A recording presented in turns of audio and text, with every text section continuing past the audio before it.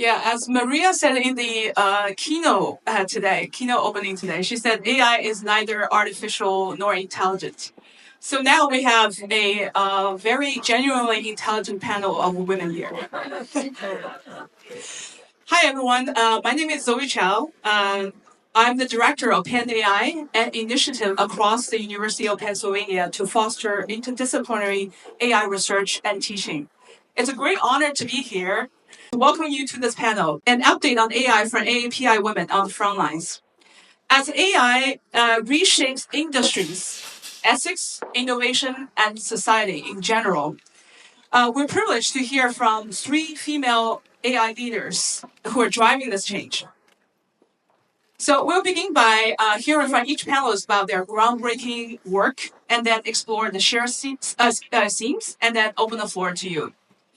And just as a disclaimer, so the view on this panel is personal, does not represent the opinion of any institution that we're affiliated with.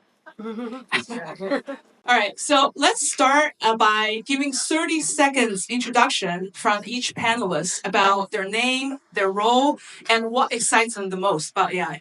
Carol, let's start with you. Thank you. Hi, good morning, everyone. It's hard to compete with free makeup and alcohol and free books, but thank you for coming back to pay attention. My name is Carol Kim. I work at IBM and I lead the the technology data and AI strategy for IBM's global real estate organization. And I'll give you some use cases into how we're using it in global real estate, which may be new to some of you. If you were to describe me in 3 words, I would say I'm a tech enthusiast, a data geek, data nerd, and a AI optimist. So, Maria, I really do believe AI can make our lives easier if we use it the right way. I'm Joe. I'm a professor at Columbia in the engineering school in computer science. I've been always a developer and educator. I've worked on natural language processing for the past 17 years, going from small models to large language models. I teach natural language processing, aka large language models, in Columbia. A year ago, I also started a company called Arklex, commercializing AI agent framework that we built within Columbia. The past year, a lot of things have been changing. From an academic to an entrepreneur, happy to share a lot of these AI use cases. Also, an extremely optimistic person for AI. I've been working on this for so long, it's a sunk cost. Hello, my name is Helen Thomas. I'm a founder and CEO of MascotGo. I came all the way here from Silicon Valley to say hi to, New York City and everyone here. Thank you for having me. I started my career at the Big Frog. If you have children, you've known ITAC, Unicorn, New York Stock Exchange. And since then, have been in Silicon Valley involved with multiple startups. Um, about 6 years ago, I was recruited to be the CEO of Dark Matter Artificial Intelligence. So since then, I've been, I'd say, a practitioner of artificial intelligence, which is to productize artificial intelligence. What I'm most excited about today, given generative AI and AI becomes more of a mass market, practice versus just research theory for the past decades, I really like to see how human and AI could work together to enhance our future together. So love to share more about what I'm doing to enhance higher education with artificial intelligence a little bit later. Thank you, Zoe. Yeah, thank you, panelists. So that's our mission today, is to give the audience somewhat bullish view about AI and the market. All right, so let's get a closer look. So Carol, so IBM's evolution into an AI powerhouse has been one of the biggest news this year. And the stock's up 20% as a pivot from hardware to AI consulting. As an insider, someone is working with cross-function regarding this transformation. So, what's your view, and what does it mean for IBM to embed AI at scale? Thank you for the question. So I'm really excited to tell you how IBM is embracing AI. We've shifted and now we are known as the hybrid cloud and AI company. We focus on enterprise AI. That means we focus on businesses to make them faster, quicker, and more efficient. So we want to enable businesses to make smarter decisions and leverage AI into their day-to-day processes to help the world become a better place. So the core foundation behind that is our Watson X. You've probably heard of Watson with Jeopardy. So think of Watson X like a cousin. It's our AI platform. And in a nutshell, what it does is it helps you train the AI models, develop them, and then it makes sure that your data is secure, organized, and accessible. And then it also has governance tools to make sure that your data isn't going rogue and that it is um, uh, uh, oh my God, that your data is not going rogue and there's no bias in the data. Okay, so what I'm excited about AI is in the field that I'm in, which is real estate. So not many people understand how we use real estate and embed AI into that today. So I'll give you one example. So we manage over 600 locations in over 120 countries. It's not only offices, but it's data centers, manufacturing, research, things like that. Utility centers as well. So when anything needs to be fixed, whether it's an HVAC system or a light bulb, you put in what you call a work order. And when you put in a work order, a lot of people don't know what to assign it, what the problem code is, because not everyone understands, is this a hardware problem? Is it a software problem? Or is it a network problem? Or, is the power just off? So they would just classify it as other. So one of our facilities managers came to me and said, I spent so much time just sorting through the work orders because everything is classified as other. So this is where we introduced AI. So we brought in AI, and through natural language processing and also LLM models, we were able to have it read through the description of the problem and help it assign the right problem code. So over time, we've gotten to over 80% accuracy with very small data sets. And what this does is it helps you save time, right? So now no one's sitting there trying to figure out what the problem code is. You're not sending a plumber to do an electrician's work, right? You're not have to duplicate, you're not wasting resources. And over time, we were able to bring down that other category from 54% down to 8.8%. And that helped us save 10,000 hours annually. So if you think about that, that translates into actual dollar amounts that the company can claim. So that's one of the areas that I can give you an example on real estate, and there's so much more. But one of the other things that IBM is really, really proud of is advocating for responsible AI. And we've been at the forefront of advocating for ethics, governance, and transparency even before it was in the headlines. So I'm very proud to be part of a company that not only creates these tools, but to help create the values behind it. Thank you, Carol. So there's a big debate regarding whether AI should be open source or closed source. And IBM is one of the co-founders of AI Alliance, along with Meta and Intel. But at the same time, Watson X has a proprietary. So do you think it should be open source or closed source or hybrid? What's your opinion? It is hybrid. We do allow hybrid. We like to partner and meet the clients where they're at, right? So all of our models can be trained with proprietary data and open source. All right, thank you. So now I'll turn to Helen. So Helen, you have founded multiple edtech ventures. And what sparked MascotGo? And how is AI transforming access to higher education? Thank you for the question. I think there are three things. When you come to AI, and in the most common sense way for you all and me as a practitioner or entrepreneur to think about what it can do that can enhance our life. And to put it in this way, it's about the content and data and accessibility. So the internet has transformed the world with accessibility. And then now with AI and what Joe has been doing as a scientist and development with natural language processing and then now the large language models, it becomes not just accessible in terms of information, it actually can interact with you. So Leapfrog was all about bring learning to playing. LeapPad was iPad before Apple. So what we can do with higher education, given that we have thousands of institutions from vocational schools, 2-year colleges to 4-year colleges, not everybody is suitable to go to Ivy League. We have Columbia, we have UPenn, we have, my daughter is at Barnard, part of Columbia. I feel like for the first time in a long time, everybody could have a suitable path for their biggest potential.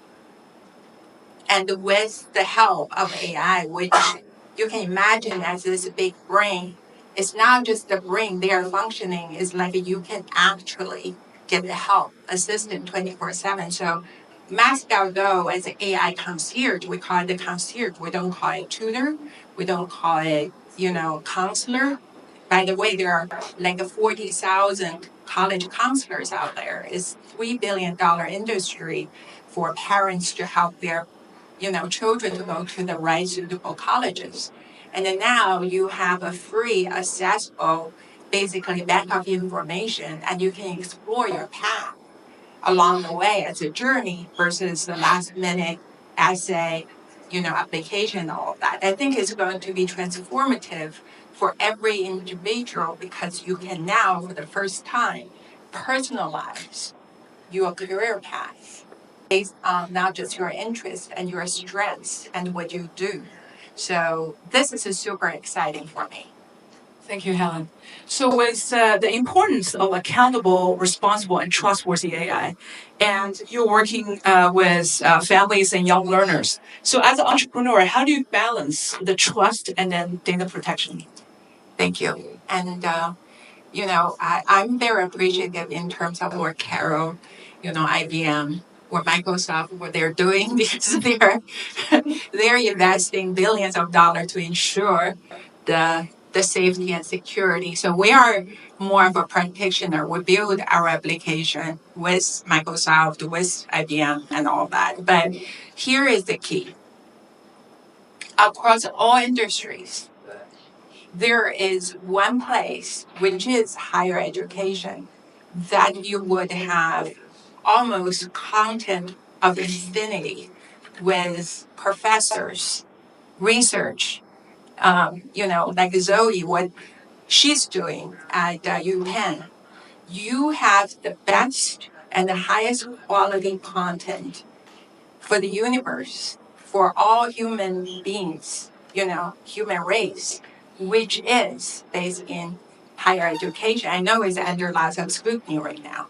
So because of that, the insurance is not what I'm thinking, what algorithm, what AI is going to do, is because there is that high quality content. And most of the time, they're in their own walled gardens, right? Because how are you going to do all the research? How are you going to Google all the information? But now with MascotGo, we can bring it to you, to your fingertips because of your interest. So the potential is really unlimited because of the content, the quality of the content. So that is really the insurance of the quality and trust. If that makes sense. Yes, thank you, Dan. So with ethics and the governance, I think a lot of these fundamentals principles start from researchers. So now we can turn to Zhou. Yeah, so Zhou, as a award-winning researcher and Alexa Prize winner, and Arklex recent achievement, including being part of NVIDIA's Inception program. So how do you see research can be effectively translated to applications regarding AI? Yeah, so what I see is I've been working on natural language processing for a long time, and things have been changing over the past 15 years. So I've been rising around the wave. If you think about it, the first thing that people can use in NLP was speech recognition, right? If you can translate audio into text. And that comes from the wave of Amazon Alexa, like Google Home, and all these kind of internet stuff. But later on, we have the large language model, and then we have the Chat GPT. That was like the transitional moment that everybody can get access to large language model. That like as a researcher, I've been looking at these language model for a long time. I can expect this is going to happen, but I did not expect this is going to be so easier used by everybody. I think that's a huge transition moment for me. You can see now everybody can build an AI agent using simple toolings, for example, like an Arklex. And then you can go from prototyping to scale deployment using Arklex as well. So we're empowering people to really be able to build their own AI agents without doing all these years of work of computer science. You don't have to learn how the backend works and how the security works. So a framework, a tool can already bring that to you. So you can just focus on who is your user, what is their better behaviors we want to encourage, how can we tailor to where they are, how do we meet where they are. Then it's more about you're building a product, and we give you the tool to help you to solve your backyard. I think that just opens a lot of opportunities for everyone who is a product manager, who is maybe a data scientist, to be able to build their own AI agents and serve the people who are like-minded or wanted to be able to do various things that using automation. For example, just as Carol talked about, real estate, like everybody see a pain point. I live in Orion, which is a 60-floor building. And there's a huge pain point of getting anything fixed. Or like I really echo with that, right? If somebody is really passionate about this and knows the internal logic of routing, they could build an AI agent just powers all these buildings. And it's getting easier and easier every day. We are looking into about everybody should learn to use AI to solve the problems of their everyday life. They are the best product manager because they're living in the problem. And then for us as a researcher and entrepreneur, it's more about giving them the right tools so they can go from ideation to actual product much easier. So if you think about large language model, its power, it's already you can do 80% with it. But there's another 20% you still need extra work, which is like tuning these models, giving the right prompt, right? So that's the extra 20% we need to solve. But large language models are already good enough that unlocks a lot of potential opportunities for every industry to adopt. Thank you, Joe. I know you have a lot of 2B customers, including e-commerce companies. And so this is one of the questions that puzzle a lot of people. AI agents versus human agents. What's the trend? So to me, like my company is called Arklex. Ark is Noah's Ark. Lex is lexicon, the smallest unit of intelligence, the tokens, right? If you think about it, Noah's Ark originally was a safe haven for all the carbon lives, right? You have different animals together. But now it's not just the animals and the humans, they're also AI agents. The AIs could serve different skills and functionality. You can have a sales agent, customer service agent, and recruiter. And they have to live in a more co-live with humans. So you can think about this word called a symbiosis. It's always like we as humans have to adapt to the environment. And then AIs are part of our environment. We have to learn how to coordinate them better. So knows that how to harness their power to make ourselves more efficient, create more values, go up in the chain, right? So don't think about like a lot of people have this fear, oh, is this AI gonna do my job? If I try to train this AI, am I gonna automate myself out of a job? So if you have this kind of defensive idea, you're never gonna succeed in in this race because there's always another person that is doing the same work of you or more embracing the AI. And he can be 10x better than himself by utilizing AI. And you're going to be the one getting replaced. Right? So it's more about people who are embracing the AI and trying to use AI as a tool to make themselves better is going to win the race. All right, thank you, Joe. Now let's shift the gear a little bit and then be futuristic. So thinking about what's going to happen and where should we be optimistic or cautious about AI's social impact and development, say in the next 5 years. What's your view? What's concerning and what's promising? I'm very optimistic about what AI could do for us in the next 5 years, especially around healthcare, education, buildings, cities. Um, it, there's so much potential, untapped potential. There's so much data that's out there related to enterprise data. Only 80% of enterprise data is being leveraged today. So that's 8 out of 10 insights that you're losing. So with data growing exponentially, our solution is AI, right? The problem is data. How do we solve it? Leverage AI. So just like all of our panelists are saying, you don't have to be a data scientist, but you have to be AI literate human. And you have to help shape the future by leveraging AI instead of reacting to it after it's in your face. So in order to do that, you have to understand the data because the data is not neutral. It has bias in it. So you have to be responsible in what models you create with which kind of data and what you're actually going to use the use case for. What are you going to use the AI for? And if you use it responsibly, it can bring great benefits. I mean, all of you use it today personally, whether you know it or not. And then in your workplace, I am sure someone is using it as well. So I encourage you to raise your hand and join a team who's working on an AI project. That's the only first way to get involved.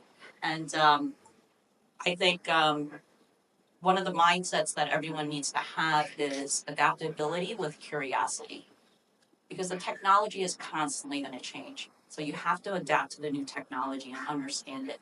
But curiosity, what doesn't change is the need for you to ask questions.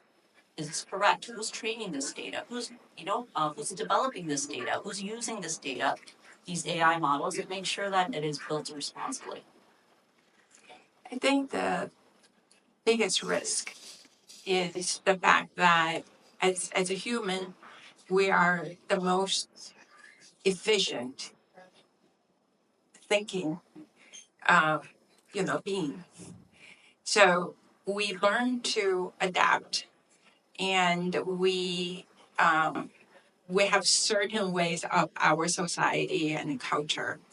The biggest risk is with AI and the incremental speed of content generation. We can get overwhelmed. And you can see this in terms of mental health with younger generation because when we grew up, we didn't have this volume and diversity of information that's on your phone, on social media, and all that. So the risk for human is we lose the power of learning and the creativity and giving in to this powerful, artificial machine learning and machine generation, and you kind of lose your vision because you are overwhelmed. And trust me, we all are vulnerable for that. So I think this is where that, and this is why I'm devoting myself to higher education because I really believe human would have to adapt to this new way of learning and master information to become a better master of this universe and of our life and work. And it's about productivity. And there is this theory of abundance. With the increase of productivity, we're supposed to work less, have a better balance of life-work balance. You may not work so many hours, and then what is it that you should devote yourself to? Your family, your friends, your learning, your culture, the concert, and everything like our previous panel talked about. So I think this is a very important venue and the forum while we combine humanity and the history of AAPI with AI, because at the end of the day, we are the living beings. I always said it's data, AI, and people. Without data, you wouldn't have effective AI, but without people, there's no purpose for AI. So should get involved, as Kara said. And so I started a lab in Colombia called DAP Lab. It's got data, AI, and processes. So that's the same idea. Technology is easy, people are hard, right? We hear all this questions like, why is the chat GPT so smart? But I'm calling AT&T, they still have this stupid AI system, right? Everybody has these questions. Why? It's really because changing the processes, changing the enterprise processes are hard. Like asking these enterprises to reinvent themselves using a new architecture, a new product is taking some time for adoption. But this is a wave of a new type of technology that you have to embrace. There is definitely a lot of friction in terms of adoption, but this is general, the same force, you can't stop it. Right, we heard all these questions in the news about like the New York doc, right, refused to adopt any AI on this process of like unloading or unloading goods, right? But the issue is that if this doc is not doing that, other docs are doing this, and then they have a lower price and easier access, and then you're gonna lose the entire business. So a lot of these frictions are gonna happen, but it takes time for people to realize. One thing that I really think about is the entire labor market is gonna be reshaped because of AI. And the same thing, like what the students are gonna learn is also gonna be reshaped because of that. There are certain things that AIs are just better. Why wouldn't the human to do it, right? We should just delegate it to AI. And if you think about like back in the days and several centuries ago, they have a specific occupation to light all the gas light on the streets every day at 6 a.m. And that occupation is not there anymore because we have electricity. It's the same thing that's gonna happen over and over again with a new wave of technology change. What we can do as an individual human being is about being cognizant about what's possible, what's not possible, what's going to happen in 5 years, and try to adapt and prepare for that so that you are always agile. As a professor and a researcher, I reinvent myself every 5 years. I rename my lab every 5 years. Every time it's different because you have to stay ahead of the curve. I think right now for every individual, that's what you need to do in the AI era as well. Yeah, I couldn't agree more with what Joe just said regarding workforce and the labor force transformation and AI literacy, right? Just because AI is changing so fast, everybody will have to adapt and learn. And but during which, please don't underestimate, your learning ability, your brain, right? Because when scientists, data scientists study AI, scientists study AI, they actually look at neural networks, and the most powerful neural networks is your brain. Right. So in AI jargon, we all have this emergent properties, so to speak. So keep on learning. And then going back to the panelists, a question is: in your mind, what is the most important skill and mindset that we need to thrive in an AI-driven world? Thank you.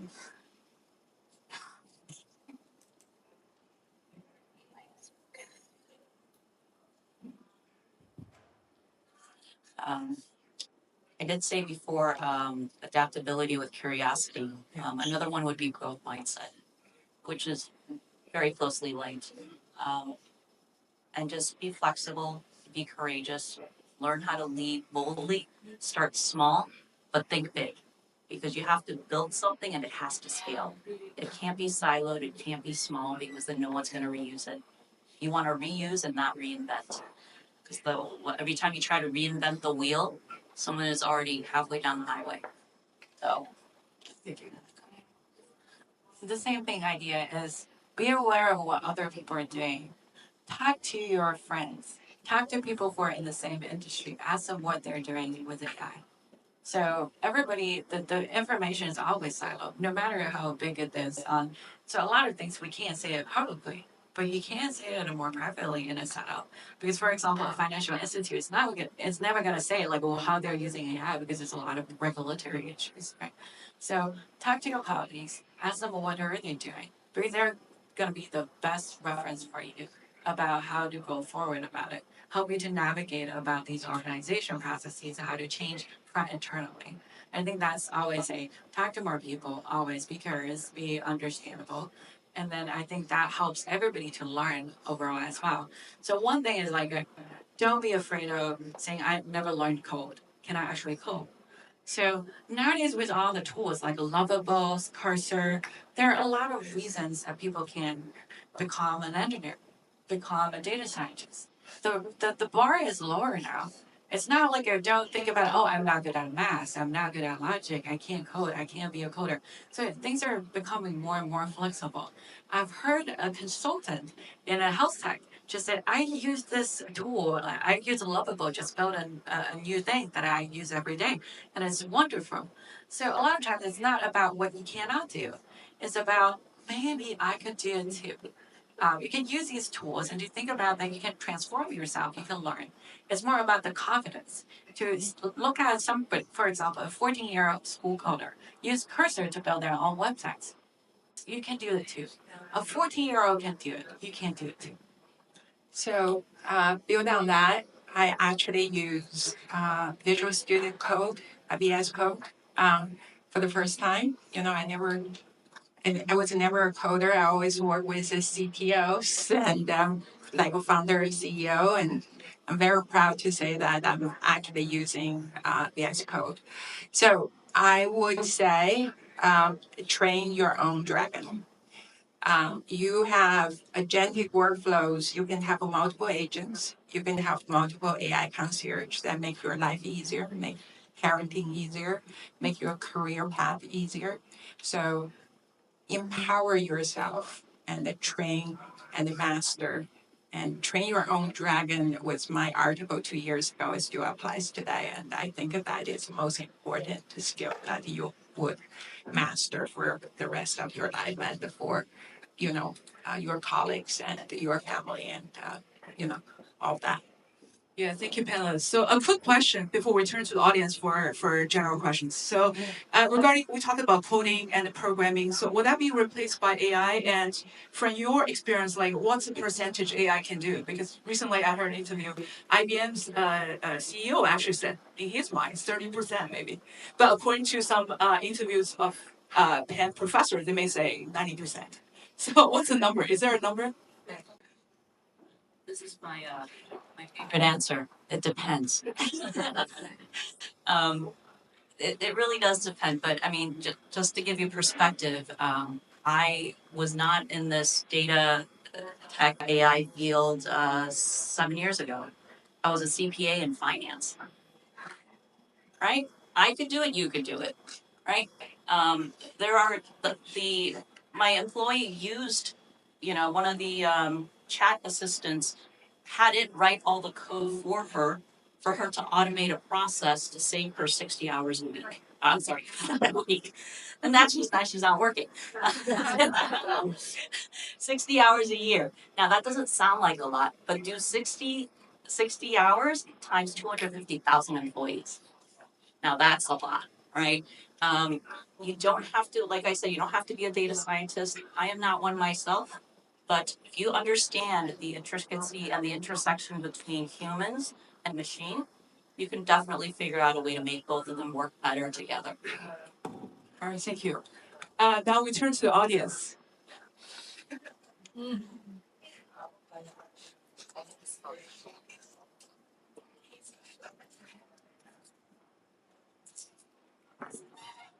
Thank you. Thank you for your insights. So I'm curious with agentic AI and everything that's going on. The issue here is data security, who owns it? And I know there's hands-on, IBM being open source and with hybrid model and all of it. And now all the enterprise, they own the data. So how do you navigate this as an individual? Now that you don't know, you're feeding all your personal information. It's almost like Amazon back in the days already know you better than you do. So now with all of these LLMs and with AI agents and everything, who owns the data? How do you navigate this space? Yeah, sure. I can start with that. There are a lot of data security going on, like for example, like SOC 2 compliant GDPR, depending on what you are. And there is a lot of innovation within the technology side. There are companies just specialized in anonymize your data.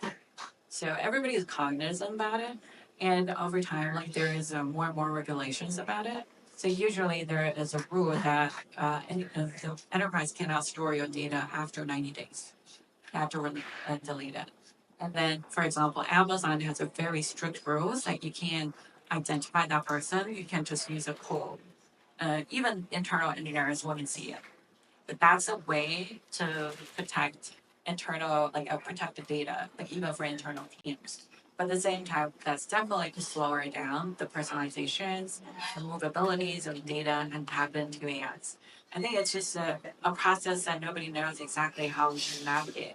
And there's definitely a trade-off. But I think for different verticals, that is slightly different because the data proprietary and the security constraints are different. For example, if you think about financial services, there's laws, there's SEC controls for it, and you get fined for $100 million for this if you don't do it. Well, for other things, it's a little bit less, like consumer apps. If you think about like Meta's and other things, or ChatGPT, it's less of the concern because people get used to sharing your data with consumer apps. Google knows everything about me. It knows me better than myself, which is sometimes not a bad thing. I actually want an assistant that knows me better than myself. So it'll remind me things more proactively. So I get the help. I want an AI chief of staffs, and I'm willing to give out my private data for that. And I think there are a lot of technologies we can use to isolate that. So only my AI assist agent knows this, not other people's AI agent, not the corporations. So there are a lot of the technology we can develop over time to make that a more secure process. Thank you. We have one more question.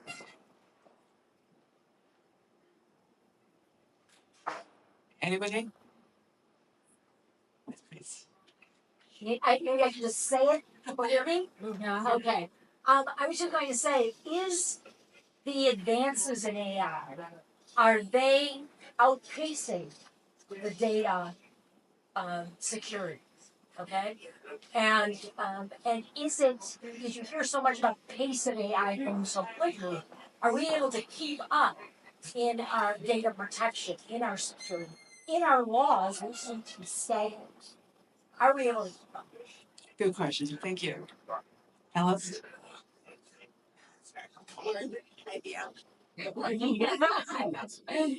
Catching up.